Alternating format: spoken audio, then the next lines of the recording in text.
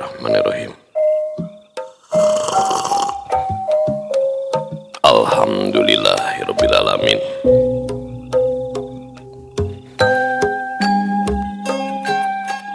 Assalamualaikum warahmatullahi wabarakatuh. Sampurasun wargi dulur baraya sadayana tepang dangudi sareng simkuring Mang Ian Kidemang Gunung Halu tia geningan anu mempesona, anu kempot, anu manis, nu pangkasepna sa Jawa Barat, cok ma eta oge. Dina acara anu manehnya eta dongeng Sunda, dongeng zaman kiwari ala kiwari anu nyarioskeun lalakon kahirupan mangsa bihari atanapi kabaheulaan. Kumaha dadaramang pala wargi sadayana atuh mugi aya dina ginanjar kawilujengan. Rahayu berkah salamet amin ya Allah ya robbal alamin. Dina waktos ieu simkuring sejaneraskeun hanca anu katunda dina pedaran dongeng anu judulna Saninten Mas bagian ka-50 karya Kang Rompis atanapi Kang Yepi Cahyadi. Luar biasanya Kang Yepi, pokokna mah ieu karya-karyana ngahibur urang sadayana atuh pamugia jalanan karya anu ngahibur dehnya sing janten ladang amal kaum pengarangna, autorna, editorna nya. Mudah-mudahan sing dijembarkeun rezekina, disehatkeun nya, sing tetep istiqomah sumanget dina medar karya dongengkeun da ieu mah nya. Simkuring mamulungan tina fanpage atanapi halaman Facebookna Pangalengan Panindeungan. Mata kujengannya halaman Facebook Pangalengan Panindeungan, ikuti gitu. Abdi nyanakan didinya di mana diupload nembe tiasa ngadongeng. Kumargi kitu nya harapan urang sadayana pecinta karya Kang Rompis, yuk urang sumangetan urang rojong supados anjeunna tetep berkarya keun we saaya-ayanya ulah dugikeun ka mandeg gitu nya liren dina karyana. Kumargi luar biasa. Kumaha atuh salajengna ieu lalakon mahya teh ulah ka mana-mana tetep manco di channel YouTube-na Dongeng Sunda Mang Ian. Namun satacana dilajeng kade ulah hilap nu teu acan subscribe kana YouTube-na Dongeng Sunda Mang Ian mangga di-subscribe heula supados tiasa kenging notifikasi kanggo satiap jejer carita nu salajengna oge nu sanesna. YouTube simkuring aya 3 kisah tanah Sunda sareng Kidemang Gunung Halu nu sanesna nya. Ulah hilap di like, di komen, pasihan saran-saran ide-ide kanggo pengarang nanya Kang gitu Kang Rompis atanapi kunjungi halaman Facebook Pangalengan Panindeungan, komen ya, terus nyuhunkeun masukan atau pasihan masukan supados anjeunna langkung sumanget. Oge anu ngaraos kahibur ku pedaran dongeng simkuring teras hoyong apresiasi tiasa kana nomor dana ieu nya kanggo meser kuota lain kudu naon ya. Oge anu parantos subscribe-na simkuring ngahaturkeun debu nuhun laksa ketika bingahan atuh mugi asing tiasa jantan rencang nu ngahibur ka pala wargi sadayana nya dina satiap aktivitasna. Pokona makum kadulur-dulur nu aya di lembur baraya nu aya di kota oge di pangumbaraan kubar kitu sakedik wargi-wargi urang nu aya di luar daerah bahkan di luar negeri sok mararancau dina Dongeng Sunda Mang Ian teh nya rencang damel landong katineng cenah. Kumaha atuh salajengna ila lakon mahya teh hayu urang sami-sami ngabandungan nya. Mangga kaparayun sadayana. Wilujeng ngadangukeun. Prung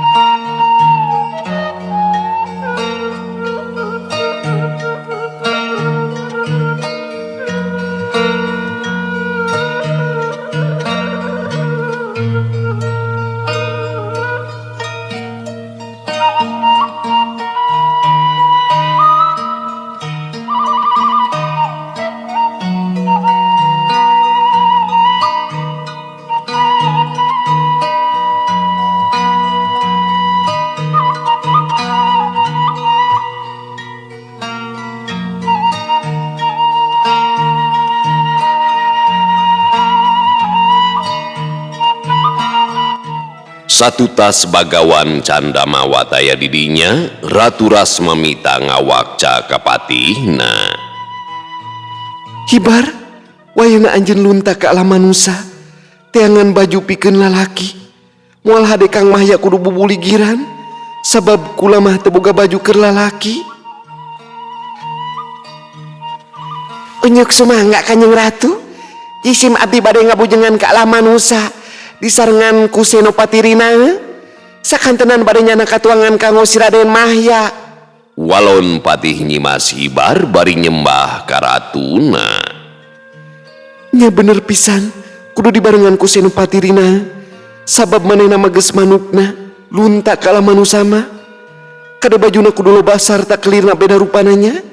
Pokna Ratu Rasmamita deui mere amanat ka patihna Nyimas Hibar. Unyuk sumangga Kanjeng Ratu, ku jisim abdi diestokeun pisan. Sejak amit bae Ratu, jisim abdi ayeuna kene bade jengkar ka alam manusia. Pokna Nyimas Hibar amitan ka ratuna. Beral kadinya Hibar, geura indit. Lamun geus rengse kudu gancang balik deui, ulah bengbatan ka mana bariosna. Walon Ratu Rasmamita mere papatah deui ka Nyimas Hibar. Unyuk sumangga Kanjeng Ratu. Cacap nyembah ka ratuna, jirim Nyimas Hibar geus ngiles ti dinya. Ratu Rasmamita diuk dina kasur, panuna antep neuteup ka salakina. Alhamdulillah, ku kersaning pangeran. Insya Allah Kang Mahya bakal damang deui sabihari. Pangdoa abdi teh diijabah ku mantenna. Banget ku dedeh ka makhlukna. Pokna Ratu Rasmamita aya rasa bagja anu hamo bisa kaguar ku carita.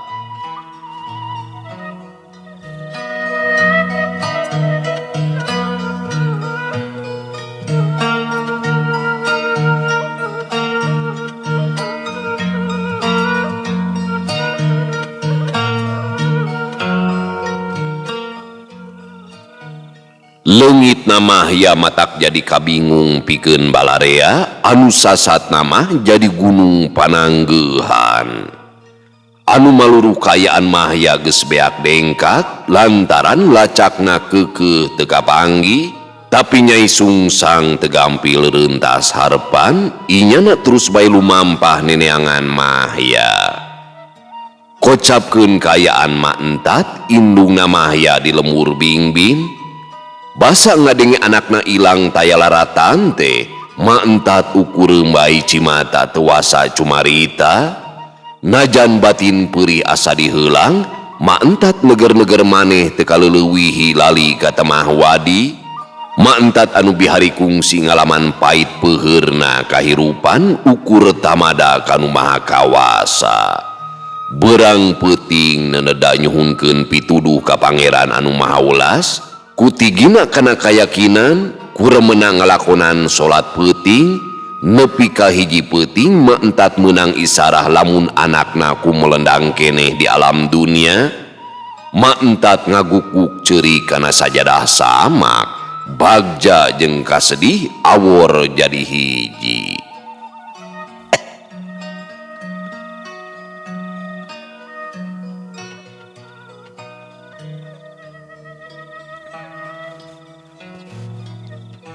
Najan anakna tacan kapaluruh di mana ayana, tapi jinisna yakin hiji waktu mamahya teh bakal mulang deui kasarakan. Mak entat sadar lamun anakna keur ngalalakon nanjeurkeun bebeneran. Ngaranna ngalalakon dodoja cocoba bagja cilaka geus tangtu bakal kasorang, nepikeun ka hiji waktu aya kajadian anu matak ngageunjleungkeun pikeun balarea, nyaeta Rajapati anu tumiba ka urang lembur picung. Aya 10 jalma anu nemahing pati dina kayaan anu teu munasabah, awakna meh teu mangrupa sarta jajantungna gorowong tapak ngorowot. Puguh bae lemur picung jadi geger, sakabeh pangeusina teu sirikna pating koceak, ningali batur salemurna guyang getih ku polahna balad Sidurgala. Pihak anu wajib ngadaregdeg ka lemur Picung, para punggawa ngalabrul bari samagrang ku pakarang. Kajadian di lemur Picung gancang sumbarna kasaban wayah, mata keung jeung baluas kanu ngadengena. Pihak kagubernuran Tuan Penstewat langsung ngirimkeun pasukan infanteri ka sababaraha kabupatian ka asup Kabupatian Pananjungan. Pasukan infanteri Walanda diwangun ku para prajurit Kerajaan Walanda katut para prajurit pribumi. Ku ayana eta kajadian sakabeh pangsi lemur Picung ngungsi ka lemur sejena. Pikeun ngajaga harta banda urang lembur, tentara Kerajaan Walanda babarengan jeung para punggawa kabupatian ngajaraga di lembur Picung. Can cacap tina karuas ku ayana kajadian Rajapati di lembur Picung, balarea digaruwahkeun deui ku ayana Rajapati anu tumiba ka para tentara Kerajaan Walanda. Di lembur Bojong kiar aya genep urang tentara Kerajaan Walanda nu mahing pati dirogahala ku para baladna Sidurgala.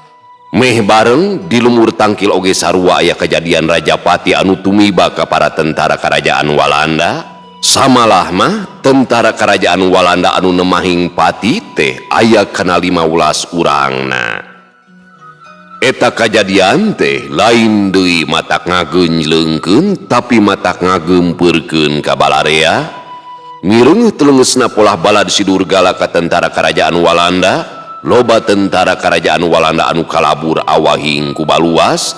Teu kurang oge aya tentara Kerajaan Walanda anu ngadadak siwah bakating ku soak. Ningali para tentara na loba anu nemahing pati, antuk nama Gubernur Penstewat teh narik deui pasukanana.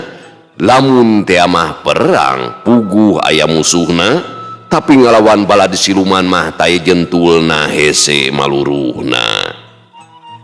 Ningali ketak para balad Sidurgala anu mingkin ngagalaksak teh, meh saban wewengkon dikungkung ku kasieun, tiap lemur katalimeng ka hariwang, unggal peuting sakabeh pangeusi lemur nyararing mangsa beurang ngagarimbung tayen wani lunta pikeun usaha. Para pangagung geus bingung, para menak ngarasa taak, kabeh ranggah teu bisa ngungkulan polah para balad Sidurgala anu mingkin telenges. Kocapkeun di Kabupatian Pananjungan, Raden Santika nuju Gunem Catur sareng Aki Muhdi nyawalakeun perkara balad Sidurgala anu mingkin ngatak-ngatakeun ka balarea. Didinya ge aya Nyai Sungsang anu geus balik deui ka Pananjungan, sarma salaku kokolot para punggawa sarua aya didinya. Pok bae Raden Santika ngawitan cumarios. Kedah kumaha kedak urang teh amah. Kayaan teh mungkin harengeng, pola Sidurgala katut baladna kalintang ngagalaksakna kawas ngahanakeun. Hawatos karahayat, teu boleh dikungkung kasieun di udag-udag ka hariwang. Janten puga kana sagala rupina. Urang lemur tayen wantun ingkah kanggo milari kipayah. Osokan tenan seueur tentara Kerajaan Walanda anu nemahing pati ku baladna Sidurgala. Ieu perkawis teh mingkin nambihan kariweuh kang urang mah. Bingung abdi teh. Kedah kumaha ngungkulanana.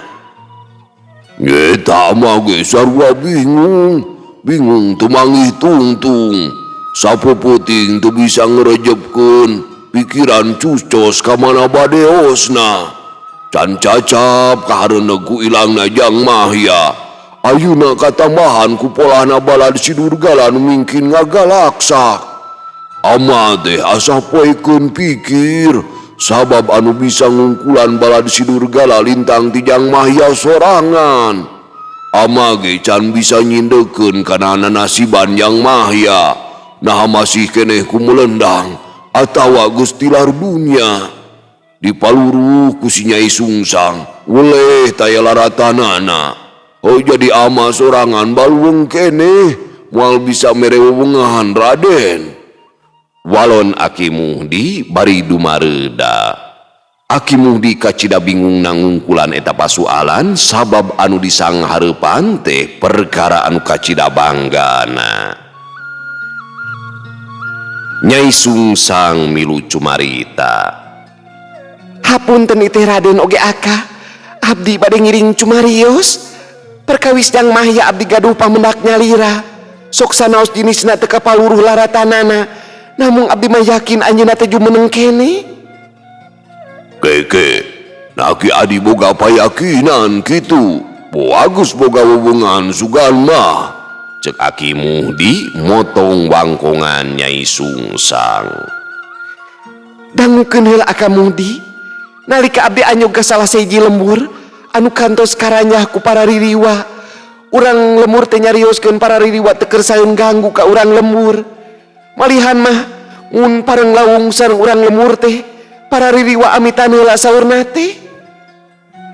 Namung ketah sok sanaos bager oge, namina oge ririwa mah anger bae pikasieun. Cek Nyai Sungsang ngagiki heula bari meungpeukan ku leungeunna.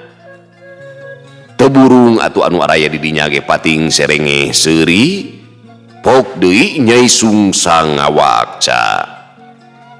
Janten unggal wewengkon anu kadongkapan ku para ririwa, sadayana ge teh nu ganggu ka urang lembur, ka pakebonan oge sami, kantos kadongkapan ku para ririwa.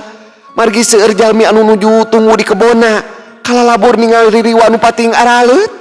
Nitenan kana eta kajantenan, para ririwa sapertos nuju maluru atanapi aya nu dipilarian. Tah uri-uri Jang Mahya teu aya, para ririwa teh jug ngabrul barigil. Da asa mustahil teuing saumpamina para ririwa teh nu miwarang mah. Kawasna mah aya gegedugna anu masihan pancen kanggo milarian Jang Mahya. Leunamina ge wangsa lelembut, tantos kacida gancangna dina lumampahna. Saumpamina Jang Mahya kapendak ku para ririwa, dina kaayaan kumaha bae oge tangtos aya wartos kasepuhna. Namung dugikeun kadanget ayeuna taya iberna naon ka urang. Hartosna mah para ririwa oge teu kantos mendakan Jang Mahya. Abdi mah gaduk payakinan upami Jang Mahya aya kene di kieuna. Nyai Sungsang ngebrehkeun pamanggihna kanu araya di dinya. Ngadenge caritaan Nyai Sungsang sararea ukur pating haruleng. Oh, nyeta bingung akade. Gus jam sakieu ngawak-wak sabarajam ngadon harare henteu nyalalawer ari ngadongeng teh nya cucu urang mah nyawer-nyawer ke alungkeun oh. Moyong-moyong wing teh ban ngadongeng teh nya sabarajam nu nyawer. Teu karuh nyaun kanu ngadongeng na eta bibir kuat kamonyong kitu. Ngadenge caritaan Nyai Sungsang sararea ukur pating haruleng. Oh, TikTok itu nyawer ai kamu ya. Dajing harul bisi kasibat. Ngadenge caritaan Nyai Sungsang sararea ukur pating haruleng. Sabenerna mah Aka geus mikir kalebah dinya Ki Adi. Ngan ana dipikir deui teh bet asalahu teuing. Oh tapi ngadenge caritaan Ki Adi kacida kahartina ku Aka. Mugi bae eta caritaan teh bener. Hiji mangsa Jang Mahya bisa balik deui kalayan salamet. Cek Aki Muhdi ngantepkeun caritaan Nyai Sungsang. Mugi bae Aka Muhdi, pangeran tayungan ka Jang Mahya. Ke, abdi bade tumaros di dieu kantun sabaraha jalmi deui anu kantos ditibanan pangawasa ku Jang Mahya. Pokna Nyai Sungsang deui, panuna rutret ka Aki Muhdi katut ka Sarma. Sarma gancang nembalan. Dupi sadayana mah 15 jalmi, namung anu aya di dieu mah kantun 5 jalmi. Anu sapalih deui tos sumebar ka tiap wewengkon kalebet Jang Isom den. Abdi bade pepeujeuh man, omat anu 5 jalmi deui kedah salawasna di dieu kanggo ngawayagah bala di Sidurgala ngalanto ka dieu. Sanesna naon? Sehegar iblis murid durjana salawasna bakal maluruh kaayaan diri abdi di mana bae ayana. Keun da abdi ge moal cicingeun tangtos ngayakeun tindakan. Saur paripaosna mah kajen ngajampana jadi bugang Tayabayana. Kitu ceuk Nyai Sungsang kacida tegesna. Hartos pisan ku pun emang den. Pun emang bade nepangan Mang Oyon badanten anu langkung daria sareng anjuna. Walon sarma bari manggut. Aka kacida bungahna ngadenge caritaan Ki Adi anu daek bebela ka Balarea. Nuhun Ki Adi, aka teh kacida bungahna. Pokna Aki Muhdi kagagas ngadenge caritaan Adi saguruna. Saterusna mah sararea aluprek ngawarangkong deui babadamian anu leuwih paheut.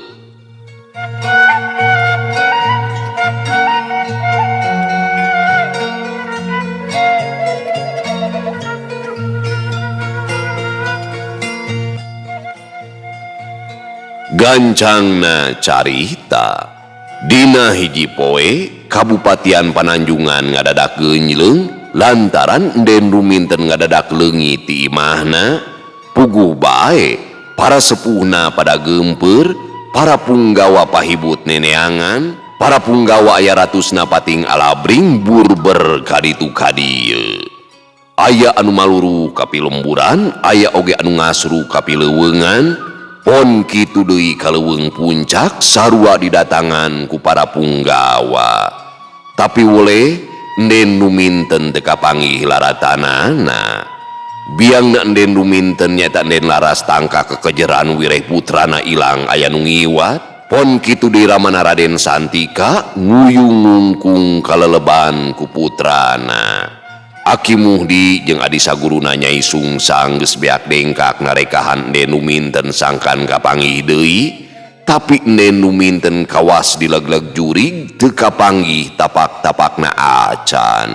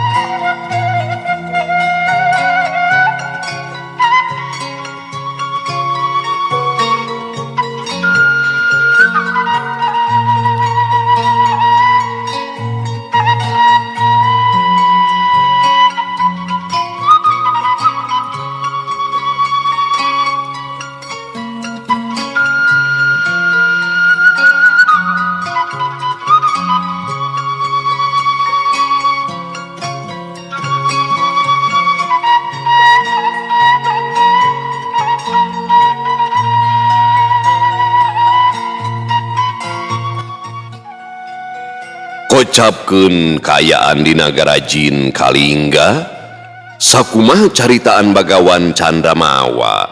Kayaan mah ya geus mimiti aya robahna, awakna anu ajuru tutung meh teu mangrupa teh geus mimiti lalita deui badis keur megar. Ratu Rasmamita kacidatula-tena ka Mahya meh unggal usik ditalingakeun ampir saban wayah ditempoan. Sakapeung Ratu Rasmamita ngocoblak sorangan badis keur ngawangkong jeung Mahya. Ratu Rasmamita banget ku deudeuhna toh pati jiwa raga bebela kanu jadi salakina.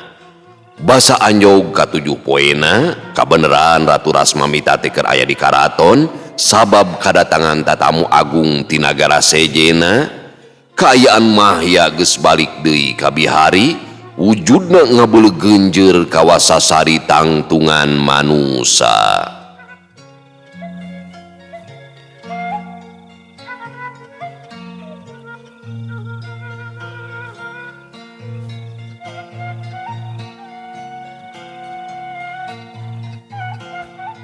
Kersaning pangeran rupa Mahya geus salin jinis jadi tangtungan lalaki kasep ngalempereng koneng gagah gandang badi sinatria karek lumungsur ke alam dunia.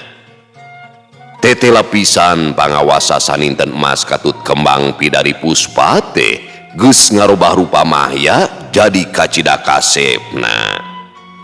Kumaha we nu ngadongengna? Ngadongeng nama hideung. Aing ngerek ngakukeun urang teh kos Mahya da Mahya mah koneng ai urang hideung. Aya menitu parok.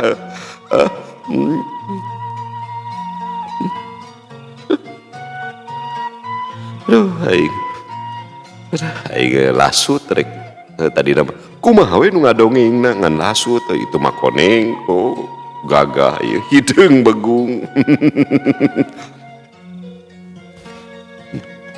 Cah aing rek dibalur ku koneng gede. Heuleut sawatara waktu sukma lelemutan Mahya mimiti ngancik deui balik ka asal tetep tumetep dina raga sajatina Mahya. Kulisi Mahya lalaunan ngulisi nyah beunta lalaunan panonna rucang diceung badis ka karek udang sare. Panon Mahya rurat reret nengetan kayaan didinya atra tarangna kerung ngemuka bingung. Ngan basare kudang awakna karasa leuleus meh taya tangan pangawasa hiji kawajaran lantaran geus lila beuteungna teu kararabana naon. Beuh, aing teh aya di mana ieu teh? Narasaan mah rek balik ka pananjungan ngan kaburu ngarasakeun kanyeri nu taya papadana. Tidinya diri aing geus teu inget dina naon deui. Kitu gerentes hate Mahya bari teu oleh nengetan kaayaan didinya. Ieu awak aing taya daya, leuleus taya tangan pangawasa pisan. Kata mah beuteung di kacida laparna. Ieu genggerong gararing asa ganggarateun. Gerentesna deui bari ngusapan sirahna nu karasa balideg. Reke panto kamar muka marengan Ratu Rasmamita asup kadinya. Kang Ian. Aing di kamar. Jol Ratu Ji urang teh keur ngagolero dina kasur. Jol Ratu Ji asup. Kang Ian. Ratu, Kang Ian geus gugah gini. gabrug. Tinggalin tau orang kudu geulis. Aing jadi suka yang wae asup jadi itu. Beda dongeng atuh.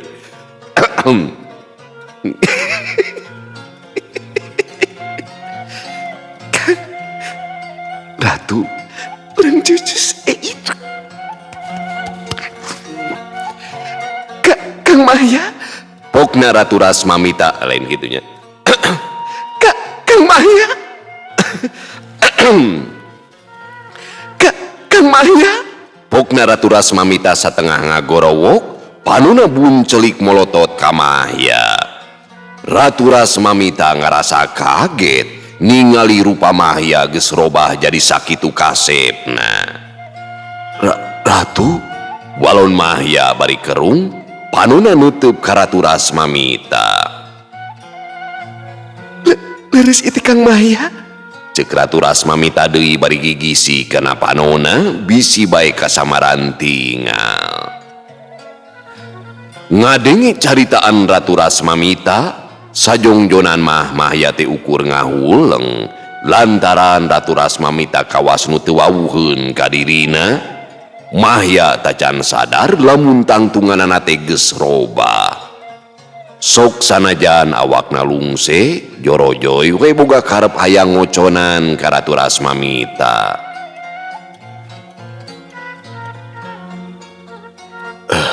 Pun Kang sanes Mahya namung Mang Ian. Walon Mahya maksakeun seuri. Dasar pika sebelen Kang Mahya mah. Ya abdi Kang. Cek Ratu Rasmamita ngaronto ka Mahya bari bedah cimata. Ratu Rasmamita ngaguku kana dada Mahya, sagala rasa gumulung awor jadi hiji. Ratu Rasmamita kacidabungahna ningali salakina geus sabihari deui. Sokomo rupa Mahya jadi sakitu kasepna, Ratu Rasmamita kacidabungangangna.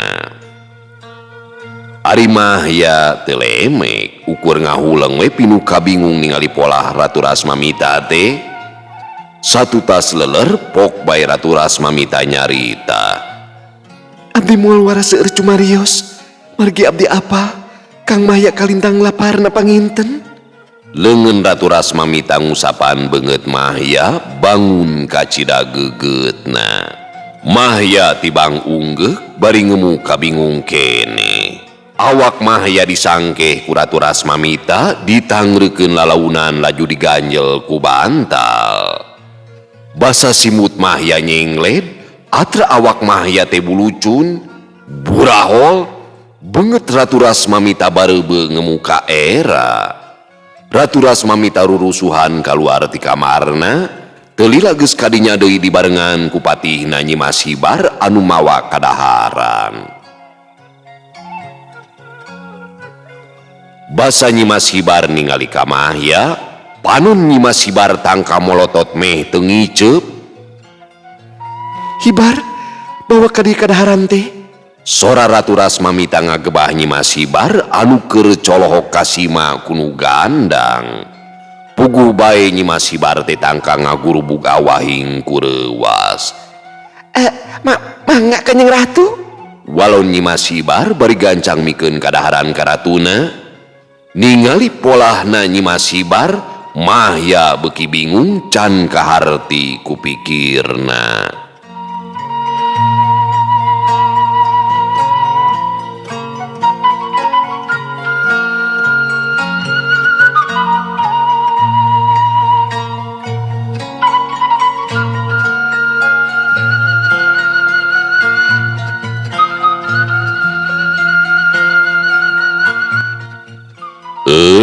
Pamiarsa sadayana waktosna para haji brahol ya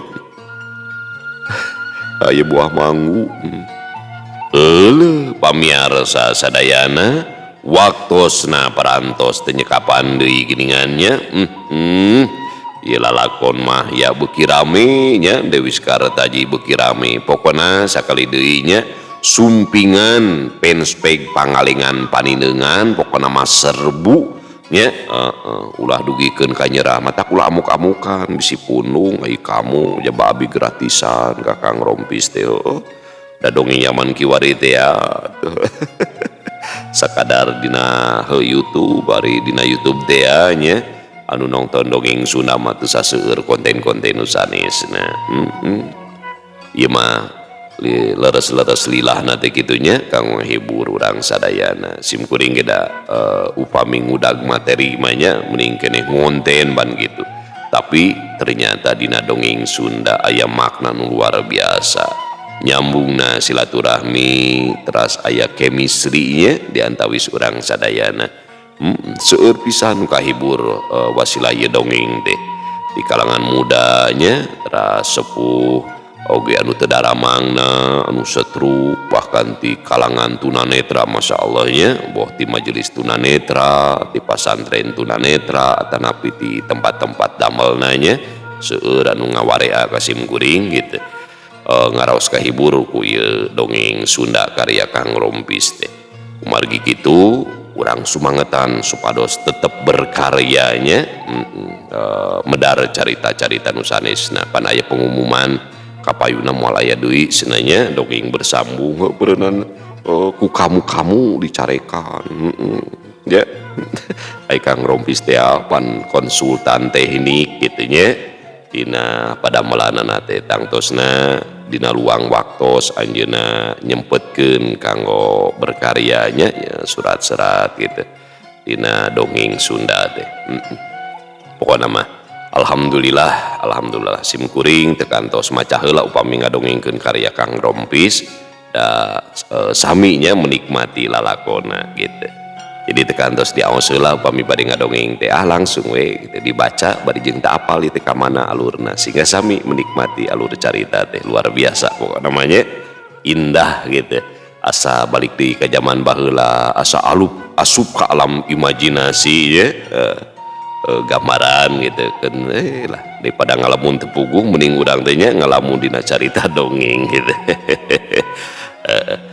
ngaji dongeng da kitu nya mudah-mudahan kapayuna urang bray kalati berimajinasi diajar mesek makna-makna dina satiap carita sehingga aya pulunganeun kanggo kahirupan urang sadayana ieu mah kalangkang dongeng mah nya kalangkang kahirupan anu ngalalakon dina hirup mapan urang ayeuna gitu cag urang tunda di Hanjuang siang urang teuneun di Haneuleum sieum paranti nyokot ninggalkeun mangsa datang ka sampeur deui wallahu muwaffiq ila aqwamit thoriq wassalamualaikum warahmatullahi wabarakatuh.